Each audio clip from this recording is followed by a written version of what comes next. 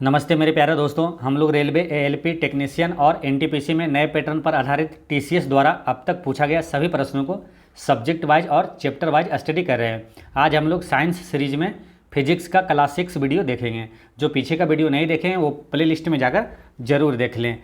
तो चलिए शुरू करते हैं। आज का पहला क्वेश्चन है, आपसे ये प्रश्न पूछा गया था कि यदि दिए गए वेग पर किसी ध्वनि तरंग की आवृत्ति बढ़ाई जाए तो इसके तरंगदैर्घ्य पर क्या प्रभाव पड़ेगा।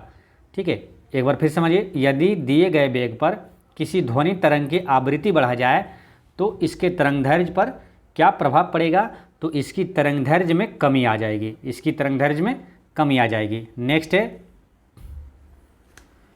यदि किसी व्यक्ति का द्रव्यमान पृथ्वी की सतह पर 60 केजी है तो चंद्रमा की सतह पर उसी व्यक्ति का द्रव्यमान कितना होगा। ठीक है, तो देखिए यहाँ पर एक चीज़ ध्यान रखना है कि पृथ्वी का जो गुरुत्वाकर्षण बल का मान होता है उसका 1/6 होता है चंद्रमा पर गुरुत्वाकर्षण बल का मान। ठीक है, तो भार में परिवर्तन होता है। यदि अगर पूछे कि पृथ्वी पर भार है 60 केजी तो चंद्रमा पर कितना हो जाएगा, तो 1/6 यानी कि 10 केजी हो जाएगा। ठीक है, लेकिन द्रव्यमान अगर पूछ दे कि द्रव्यमान पृथ्वी पर 60 केजी है तो द्रव्यमान, एक चीज़ ध्यान रखना है कि द्रव्यमान कहीं नहीं बदलता है। द्रव्यमान पृथ्वी पर जितना है चंद्रमा पर भी उतना ही रहेगा, यानी इसका करेक्ट आंसर है 60 केजी रहेगा। ठीक है, पृथ्वी की सतह पर 60 केजी है तो चंद्रमा की सतह पर कितना द्रव्यमान होगा, तो 60 केजी ही होगा। नेक्स्ट है, गुरुत्वाकर्षण का नियम डैश द्वारा दिया गया था। तो गुरुत्वाकर्षण का नियम किसके द्वारा दिया गया था, तो ये दिया गया था न्यूटन के द्वारा, है ना, आइजैक न्यूटन के द्वारा दिया गया था। नेक्स्ट है कि गुरुत्वाकर्षण यानी कि जी का मान आर के मान से भिन्न होता है। एक छात्र डैश पर न्यूनतम जी का मान जो कि निरीक्षण देखेगा। तो जी का मान न्यूनतम कहाँ होगा, तो इसका करेक्ट आंसर है ये भूमध्य रेखा पर जी का मान न्यूनतम होगा। नेक्स्ट है कि जी का स्मॉल जी का मान अधिकतम कहाँ होता है, तो अधिकतम होता है ध्रुवों पर। ध्रुव पर स्मॉल जी का मान अधिकतम होता है। ये ग्लोब है तो ध्रुव पर ये मान अधिकतम होता है और भूमध्य रेखा पर ये, जैसे कि ये भूमध्य रेखा यहाँ पर कम होगा क्योंकि केंद्र से ना ये दूरी ज़्यादा है। ठीक है, और ये डिस्टेंस कम है तो दूरी अधिक बढ़ने पर, केंद्र से दूर जाने पर गुरुत्वाकर्षण बल का मान क्या होता है, कम होता है। दूरी जाने पर गुरुत्वाकर्षण बल का मान कम होता है। तो गुरुत्वाकर्षण बल का मान कम होगा तो ये दूरी क्या है, कम है थोड़ा सा। ठीक है, तो इसलिए यहाँ पर जो गुरुत्वाकर्षण बल का मान अधिकतम है और यहाँ पर गुरुत्वाकर्षण बल का मान न्यूनतम होता है भूमध्य रेखा पर। ठीक है, और ध्रुवों पर अधिकतम होता है। नेक्स्ट है कि भूमध्य रेखा पर गुरुत्वाकर्षण त्वरण डैश मीटर प्रति सेकंड स्क्वायर होता है।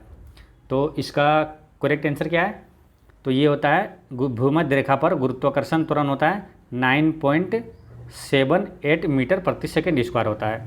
नेक्स्ट है कि सार्वभौमिक गुरुत्वाकर्षण स्थिरांक जी के मान की खोज किसके द्वारा किया गया था।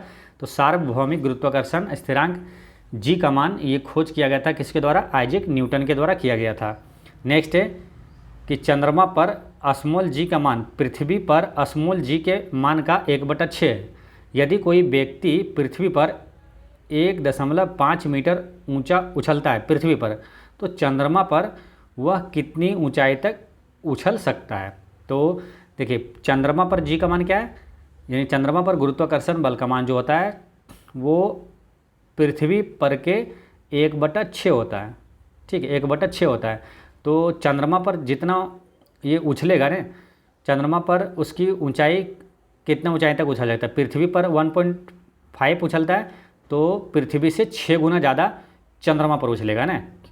ठीक है, तो 6 गुना ज़्यादा उछलेगा, यानी इसका आंसर होता है 9 मीटर हो जाता है। इसका करेक्ट आंसर 9 मीटर हो जाता है। नेक्स्ट है, मान लें कि एक काल्पनिक ग्रह जिसका द्रव्यमान पृथ्वी के आधे के बराबर और त्रिज्या 1/3 के बराबर है। यदि पृथ्वी की सतह पर गुरुत्वाकर्षण के कारण त्वरण जी है तो उस ग्रह पर गुरुत्वाकर्षण के कारण त्वरण कितना होगा। तो ये होगा 9/2 जी होगा, है ना, 9/2 जी होगा इसका करेक्ट आंसर। ठीक है, और इसका PDF मैं टेलीग्राम पे डाल दूंगा तो वहाँ से आप लोग एक बार स्वयं से देख लीजिएगा ना।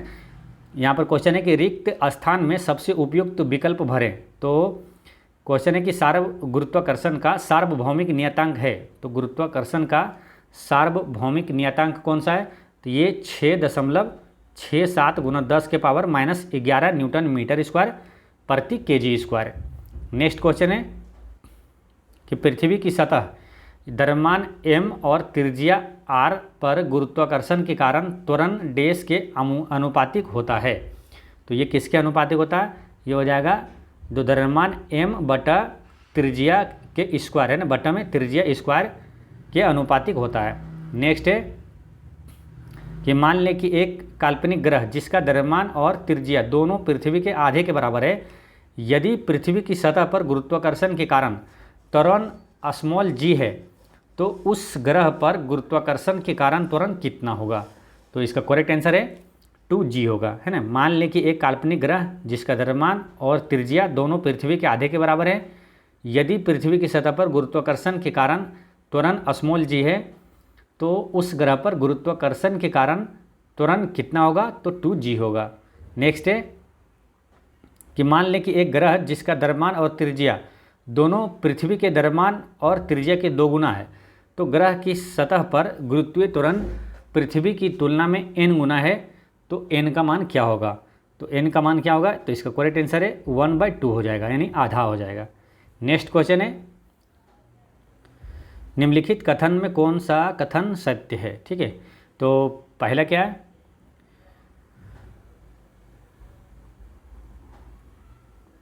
पहला ऑप्शन है कि पृथ्वी और चंद्रमा पर स्थित 2 द्रव्यमानों m1 और m2 जो कि एक दूसरे से r दूरी पर है के मध्य गुरुत्वाकर्षण बलों का अनुपात 1:1 होता है। ये गलत है। ठीक है। दूसरा है कि न्यूटन वर्ग मीटर प्रति वर्ग किलोग्राम g सार्वभौमिक गुरुत्वाकर्षण नियतांक की SI इकाई है। ये सही है। ठीक है।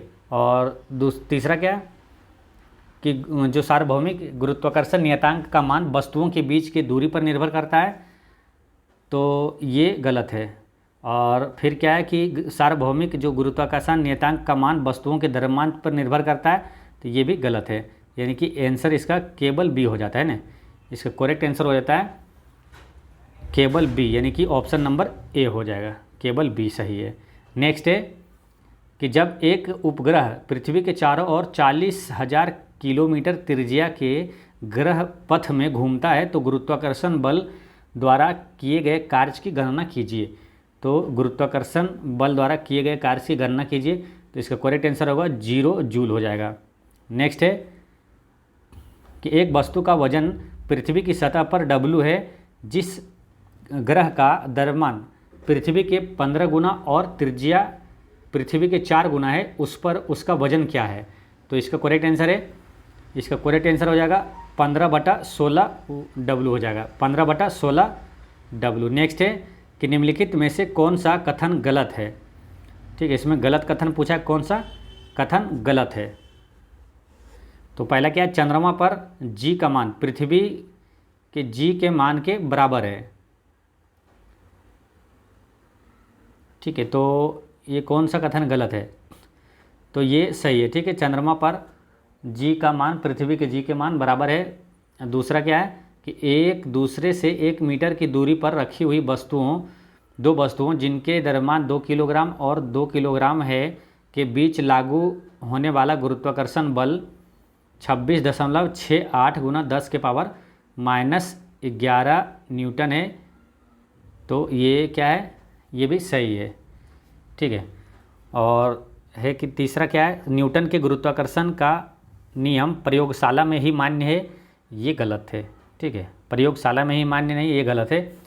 फिर क्या है? बल 2 वस्तुओं के बीच की दूरी के वर्ग के व्युत्क्रमानुपाती होता है। तो ये भी सही है।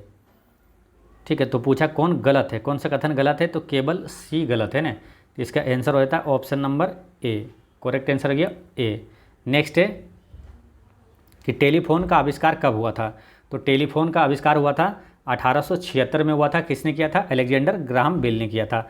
नेक्स्ट है कि पवन चक्की पवन की किस ऊर्जा का उपयोग करती है? तो पवन चक्की जो है ये पवन की किस ऊर्जा का उपयोग करती है? तो गतिज ऊर्जा का उपयोग करती है। तो इसका करेक्ट आंसर है ऑप्शन नंबर बी। ठीक है। नेक्स्ट क्वेश्चन है कि अल्ट्रासाउंड तरंगों के संबंध में कौन सा कथन गलत है?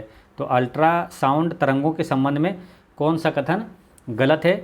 तो पहला क्या है कि ये उच्च आवृत्ति तरंगे हैं, ये सही है। इनका उपयोग उद्योगों और चिकित्सा उद्देश्यों के लिए किया जाता है, ये भी सही है। फिर कि ये बाधाओं के उपस्थिति में भी अच्छी तरह से परिभाषित पथों के बीच यात्रा करते हैं, ये भी सही है। और चौथा क्या, अल्ट्रासाउंड को दोषपूर्ण स्थानों से वापस प्रतिबिंबित नहीं किया जा सकता, ये गलत है, क्योंकि अल्ट्रासाउंड को दोषपूर्ण स्थानों से वापस प्रतिबिंबित किया जा सकता है। ठीक है, ये याद रखना है। नेक्स्ट है कि निम्न में से कौन एक सदिश राशि नहीं है। तो सदिश राशि, इसमें शक्ति जो है ये सदिश राशि नहीं है, क्योंकि शक्ति जो है ना ये क्या एक अदिश राशि है। बाकी त्वरण, बल, घूर्ण और विस्थापन सदिश राशि है। नेक्स्ट है कि यांत्रिक ऊर्जा को विद्युत ऊर्जा में बदलने के लिए किस उपकरण का प्रयोग किया जाता है। तो यांत्रिक ऊर्जा को विद्युत ऊर्जा में कौन बदलता है, डायनेमो। इसका करेक्ट आंसर है डायनेमो। नेक्स्ट है कि 4 किलोग्राम भार की एक वस्तु क्षैतिज दिशा में 5 मीटर प्रति सेकंड की गति से बढ़ रही है। इसकी गति 10 मीटर प्रति सेकंड तक बढ़ाने के लिए इस पर किया गया कार्य कितना होगा। तो इस पर किया गया कार्य कितना होगा, तो इसका करेक्ट आंसर है 150 जूल होगा। इसका करेक्ट आंसर 150 जूल। नेक्स्ट है कि 5 मीटर प्रति सेकंड गति से गतिशील 22 kg वजन वाले वस्तु की गतिज ऊर्जा कितनी होगी। तो गतिज ऊर्जा बराबर क्या होता है, हाफ mv² है। ठीक है, याद रखना, गतिज ऊर्जा बराबर होता है काइनेटिक एनर्जी बराबर होता है हाफ mv²। तो हाफ और m या क्या, द्रव्यमान कितना दिया 22 kg, और v दिया है यानी कि वेग गति दिया 5, तो v²। ठीक है, इसको 2 से काटिए 11, 11 × 5 = 55, अब 55 × 5 कितना हो जाएगा 275 जूल हो जाएगा। इसका correct answer option number A. Next है कि 2 kg की एक द्रव्यमान वाली वस्तु ऊपर की ओर 20 मीटर प्रति सेकंड के प्रारंभिक वेग से फेंकी जाती है। प्रारंभिक वेग यानी कि u बराबर दिया है 20। 2 सेकंड के बाद यानी कि टाइम दिया है कितना 2, उसकी गतिज ऊर्जा क्या होगी, यानी कि बाद में जो गति, इसमें पूछा गतिज ऊर्जा क्या होगी। तो गतिज ऊर्जा बराबर, तो एक सूत्र आपको मालूम है कि हाफ mv² होता है। तो इसमें v निकालना है, तो v निकालने के लिए पहले क्या है, वो आपको एक सूत्र लगाना पड़ेगा, न्यूटन की गति का पहला समीकरण। न्यूटन की गति का पहला समीकरण क्या होता है, v बराबर u + at। ठीक है, तो v बराबर u कितना है, ये 20 है ना, और ये क्या है देखिए, वस्तु ऊपर की ओर फेंका जा रहा है, ऊपर की ओर फेंका जा रहा है। ठीक है, तो पहला नंबर u तो हो जाएगा 20 तो हो गया, ये 80 है ना। तो a कितना है, एक मान यानी कि g है ना, गुरुत्वीय त्वरण हो जाता है। a जो है वो क्या त्वरण है, तो गुरुत्वीय त्वरण क्या 10 मीटर प्रति सेकेंड स्क्वायर है।